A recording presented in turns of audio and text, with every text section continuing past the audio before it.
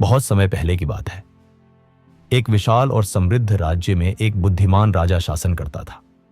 वह बूढ़ा हो चुका था और अब चाहता था कि अपने राज्य का प्रशासन किसी भरोसेमंद और समझदार व्यक्ति को सौंप दे। लेकिन सवाल था, आखिर किस पर भरोसा किया जाए। एक दिन उसने अपने राज्य के सबसे बुद्धिमान और ईमानदार 3 युवकों को बुलाया। तीनों अपनी बुद्धि और परिश्रम के लिए मशहूर थे। राजा ने मुस्कुराते हुए तीनों को एक एक सोने का सिक्का दिया और बोला, मेरे पास बस एक ही शर्त है। तुम्हें इस एक सिक्के को अगले 30 दिनों में किसी भी तरह से इस्तेमाल करके मुझे लौट आना होगा। लेकिन जब तुम लौट आओ तो मैं देखूंगा कि तुमने इस सिक्के से क्या बनाया है। उसी के आधार पर मैं तय करूंगा कि तुम में से कौन मेरा मंत्री बनेगा। तीनों युवकों ने राजा को झुककर प्रणाम किया और निकल पड़े। अब उनके फैसले ही उनका भविष्य तय करने वाले थे। पहला युवक सोचने में ही समय बर्बाद करता रहा। उसने सोचा, इतना छोटा सा सिक्का, इससे मैं क्या कर सकता हूं। कुछ दिन बाद वह अपने दोस्तों के साथ जुए की जगह पर गया। उसने सिक्के से खेलना शुरू किया और कुछ ही मिनटों में वह हार गया। अब उसके पास न सिक्का बचा और न ही कोई योजना। 30 दिन बाद जब वह राजा के पास पहुंचा तो उसके पास देने को कुछ भी नहीं था।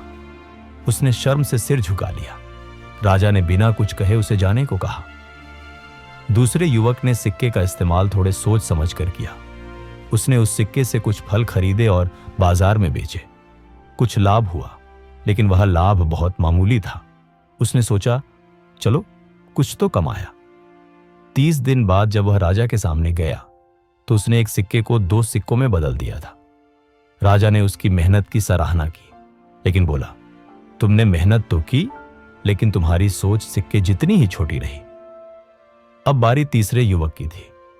उसने सबसे पहले खुद से एक सवाल पूछा, राजा मुझे एक साधारण सिक्का क्यों दे रहा है? जरूर वह मेरी सोच की परीक्षा लेना चाहता है। उसने उस सिक्के से कुछ गेहूं के बीज खरीदे। बीज उसने एक खाली जमीन पर बो दिए और रोज उनकी देखभाल करता रहा। उसने पानी दिया, घास हटाई और इंतजार किया। 30 दिन में खेत में छोटे छोटे पौधे उगाए और फसल तैयार हो गई। जब वह राजा के पास गया तो सिर्फ एक सिक्का नहीं, बल्कि अनाज की कई बोरियां लेकर आया। उसने कहा, महाराज, आपके एक सिक्के ने मुझे अवसर दिया और मैंने उस अवसर को मेहनत और धैर्य से अनाज में बदल दिया। राजा यह देखकर अत्यंत प्रसन्न हुआ। उसने कहा, यही वह गुण है जो एक सच्चे नेता में होना चाहिए। संसाधन चाहे जितना भी छोटा क्यों ना हो, बुद्धि और दूरदर्शिता से उसे कई गुना बढ़ाया जा सकता है। आज से तुम मेरे राज्य के मुख्यमंत्री बनोगे। मॉरल ऑफ द स्टोरी, जीवन में हर किसी को मौके मिलते हैं, लेकिन हर कोई उनका सही उपयोग नहीं करता।